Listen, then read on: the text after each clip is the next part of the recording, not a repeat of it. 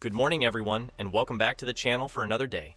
Today we are going to perform a direct comparison between Google AI and Claude using a specific mining prompt, and what we're going to do is give it a prompt to see if it's actually capable of providing us with the zip files, the specific commands, and every exact step correctly. And on the first try, let's see if it's actually capable. To see if you can mine on HiveOS. Sai. Well, let's go ahead and connect the USB drive, shall we? Now, we're going to disconnect the hard drive that we hooked up the other day for the PS3 project. We're going to test all of this using the machine, alright? Let's check the miner. Right now, the miner is busy mining other coins.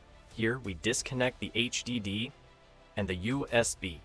This one is already configured for us. It has already been flashed and everything is ready to go.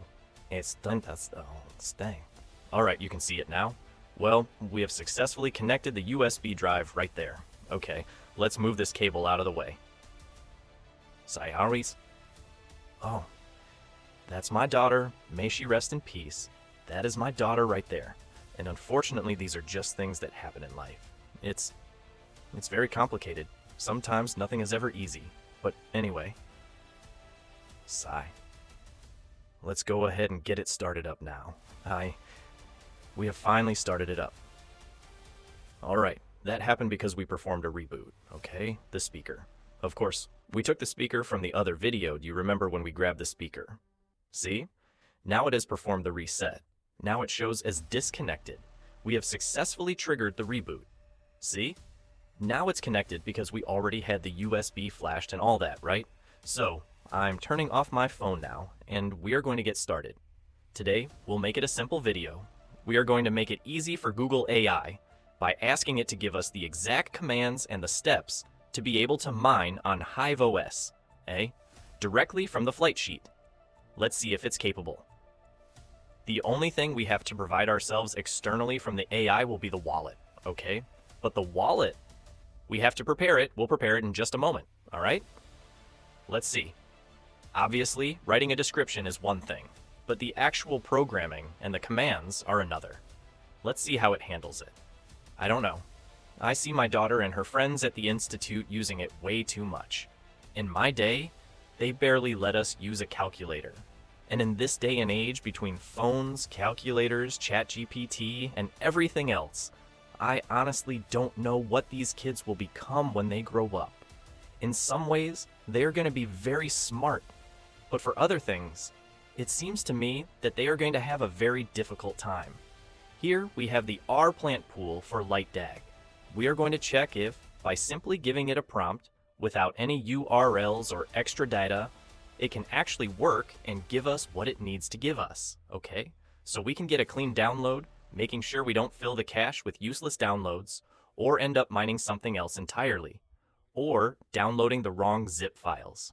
Today we'll put it to the test. We'll see if the AI is actually useful for programming too. There are many people who claim it is. Claude is free. Claude is free. I'm not sure. I don't really know how that one works yet. I don't know how it goes, but tools like this must have some kind of benefit. Some benefit for the company, right? For Claude, for the user. And I don't know. Let's see. I already have it open. We are going to use Google AI. Google AI Studio. I think a moment ago I mistakenly said Gemini. Yeah, Gemini, but specifically Google AI Studio to be more precise. I have a prompt prepared right here. Because in the previous video, the one where we were mining on Windows, we actually did it, and we included the download link right there. The only extra piece of data that I am going to give it is just this one right here. This is it. And, well, there we go. And here I am going to provide the flight sheet that we use on Windows, which basically contains almost all the necessary information. I mean, if it fails even with all of that data, I really don't know how we are going to end up. Let's get the flight sheet ready. Let's run this. Here's the flight sheet. I'm putting it in here so nothing looks strange or out of place or anything like that. Sigh. I want to mine LiteDAG on HiveOS using the CPU. What information do you need me to provide? In other words, before it just starts spitting out whatever it wants, I am already asking if I need to provide any specific information, like the zip files for HiveOS for mining on the R plant pool, and what info it needs to provide the correct path from scratch.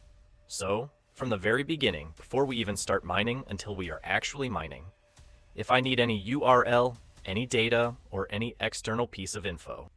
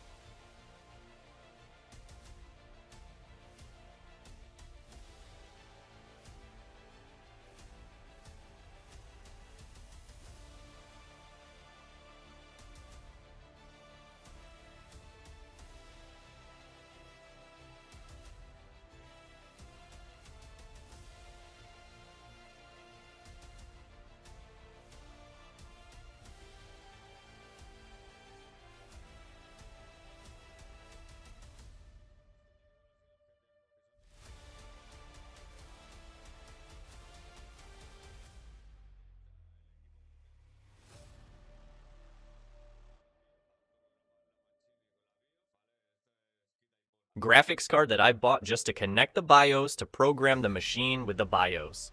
Okay, this is basic. Let's see, this card cost me 15 euros, eh? It doesn't cost me more. And for that use of having the miner without a monitor, without anything, besides as we mine with CPU, it does it very well, eh? It has nothing to do with it, eh? Because here I was just talking to him about the node, eh? Okay, everything that we have been talking about here, suddenly I cut it off, and I haven't given him any information, eh? And here he describes the equipment because of what I described to him for the node, for the video of the node. The wallet we already have created from before the Google. See? Here step 2, we already have done from the Google wallet.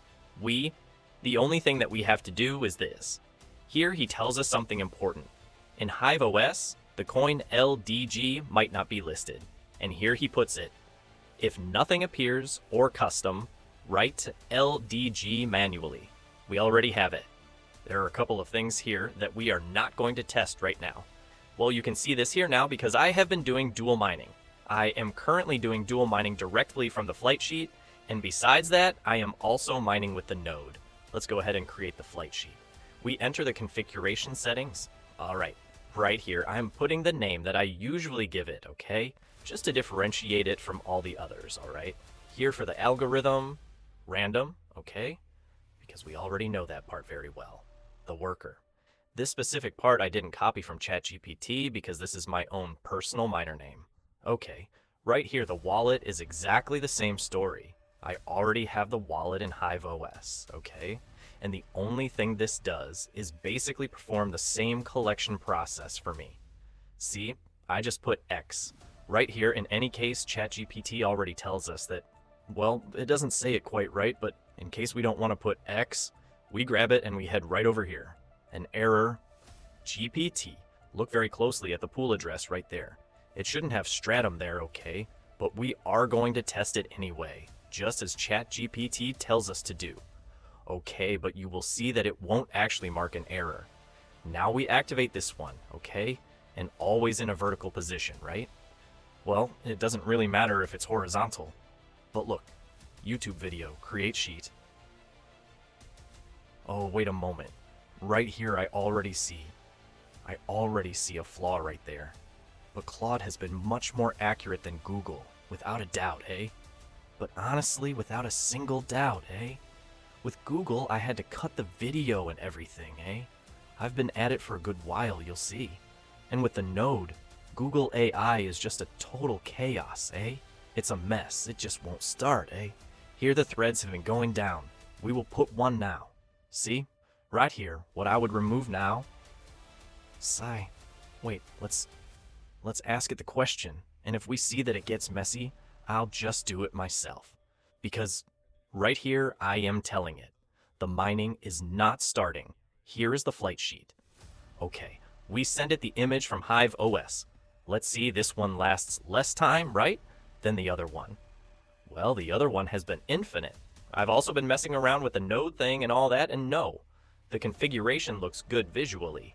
It has the algorithm repeated, and it takes it directly from the algorithm field. Right here, it has done it well, eh? It has done it very well indeed, eh? And on top of that, it has corrected the order, which is quite important, eh? Also the order. But you see here that Claude has put this first, and here also the GPU was put second. Here, it is third, and here the threads have been put second, okay? And I also set it up exactly that way, eh? See? And on top of that, it also tells us that this right here is the error. This is a mistake right here. Here we already have the random algorithm. Of course, if the algorithm is already here, you shouldn't put it there because then it clashes. It clashes or it overlaps or, well, it shows an error. Okay, and now, what we are going to do, and it's still very possible that this might give us an error. The stratum part, but, well, we will see it now when we launch the sheet. Update. Let's refresh the previous one, okay? This one is the one we have done with Google AI, and here we do it with 36 plus, and we've hit the rocket icon. I should have clicked right here. It doesn't matter. The CAPL might still need to be removed, eh? Before removing this, we'll remove the stratum right here first. It has finally started. Nothing to do with it. Nothing to do with it. Google versus Claude. Claude, we've been at it for 19 minutes. 19 minutes, since I put the prompt and I corrected it, because look, there is no trick here, with Claude.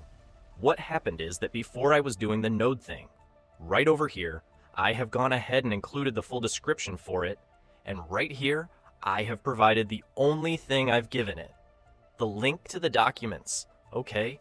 This is for the node specifically.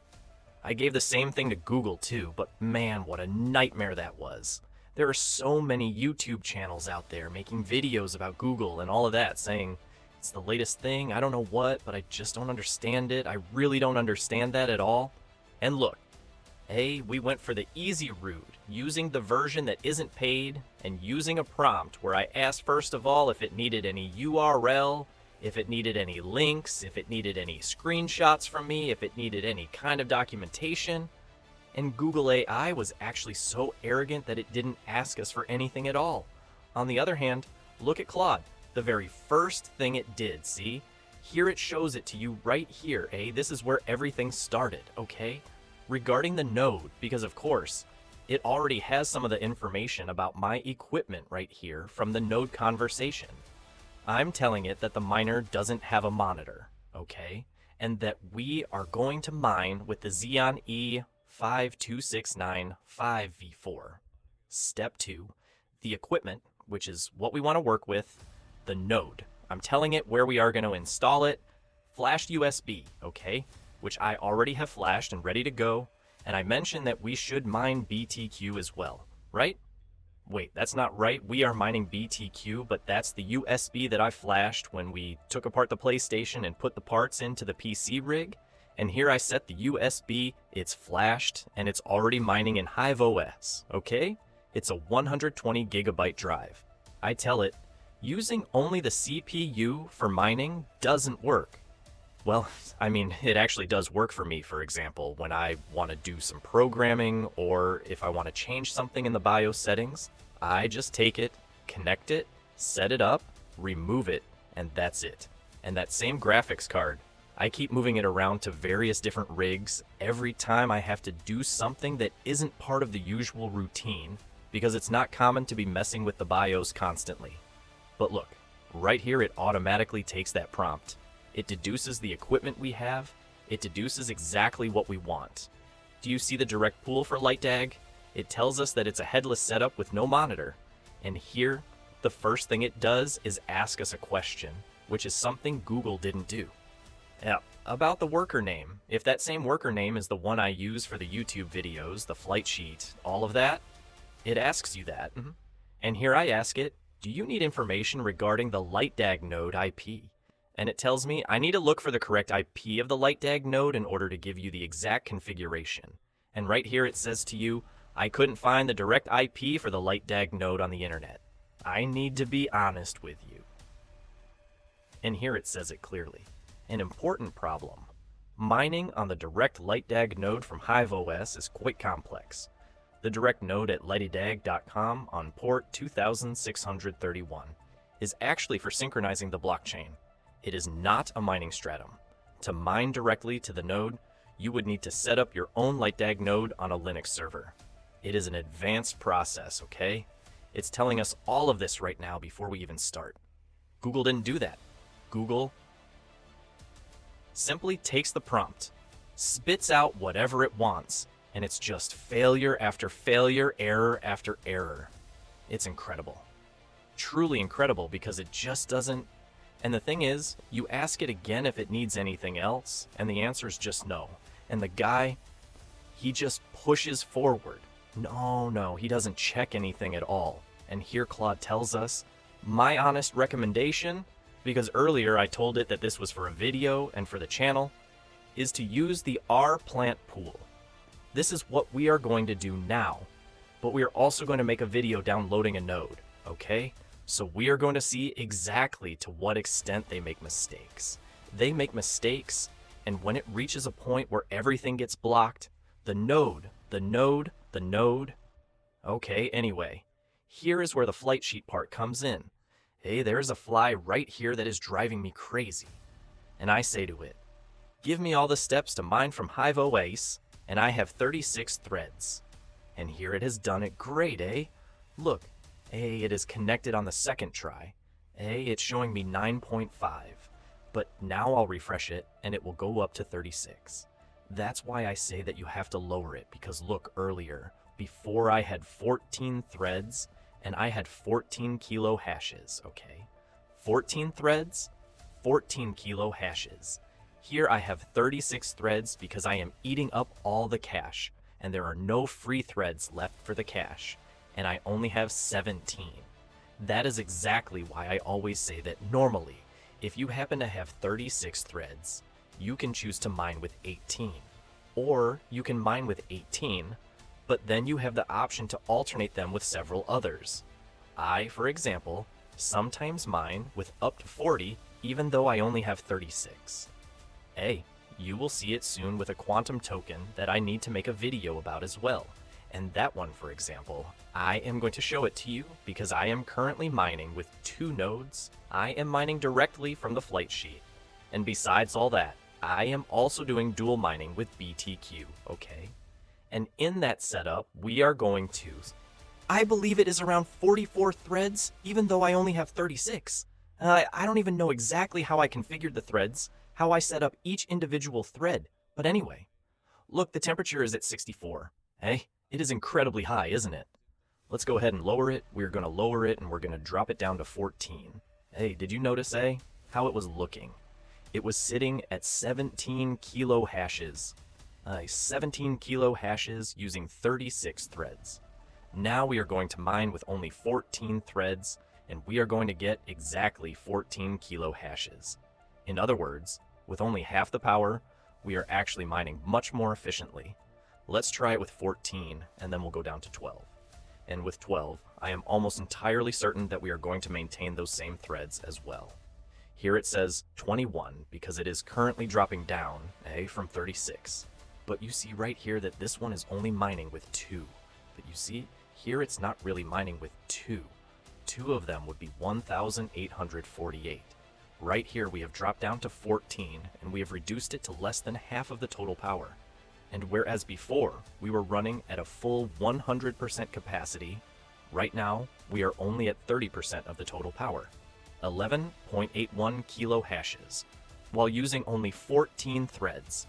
And this will now start going up a little bit for these last 2 threads, thread 12 and thread 13, so that they stabilize themselves a bit above 1,000.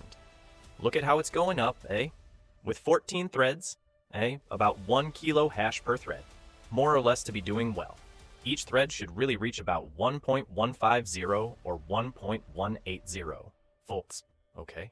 See, here it's already showing it to us, 20 kilo hashes, okay, directly in the pool. In HiveOS, we have 10, so it's not counting the double amount, but, well, it doesn't matter, that just gives you the general average. Then, what really matters and what truly counts is this. 15 minutes, 17 minutes, that's how long we've been with Claude. One thing I don't like at all about HiveOS is this, the fact that you can't make the screen scroll. Do you see the algorithm right here? This one, the one from the pool, random X, later on with the node, you will see it. With the node, we actually use a completely different algorithm. Look, right here we have it locked in at 10 kilo hashes with 10 threads. It looks good. It's looking good because I have, where is it? Right here. It's fine because I currently have 3 nodes running simultaneously. No, I am not mining with the 3 nodes right now because I was busy programming this. But I have all 3 nodes connected in ghost mode. I mean, just look at it, Look at all the performance it has managed to give me, and I'm still going up, It's just not working. And look at this right here.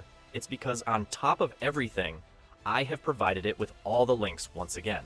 Of course, here I am giving it the links again. Here I'm sending the screenshots, and even so, it didn't ask me for help. It didn't want to know anything. It tells you perfect, but it doesn't actually listen to you. It just goes its own way, because this very thing that it is, the same one that is giving an error here, it's failing because this isn't even the one I gave it. The one I actually gave it is further down. This one has been repeated to me about 30 times. Well, not 30, but 5 or 6 times for sure.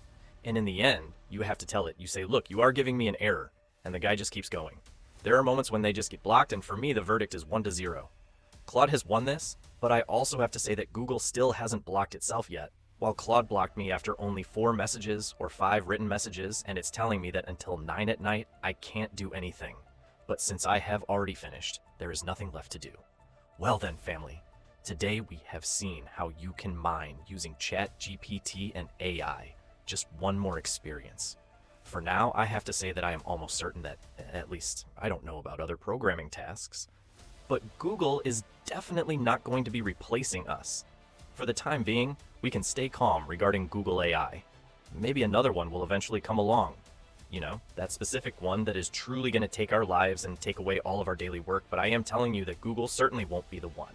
Not for voices, not for making voices, not even for creating voices. I like that. Well then, family, now that we are here, I hope you all have a very good week. It has been a bit of a weird video, a very tiring video for me personally. This is just not my usual thing. This is not what I normally do. I honestly prefer to just grab the documents myself and start doing it step by step, poco a poco, doing it all by myself, because in this case, as soon as it gets blocked, bang, boom, bang, boom, you end up with a video like this, all right? And it was mostly because, of course, because of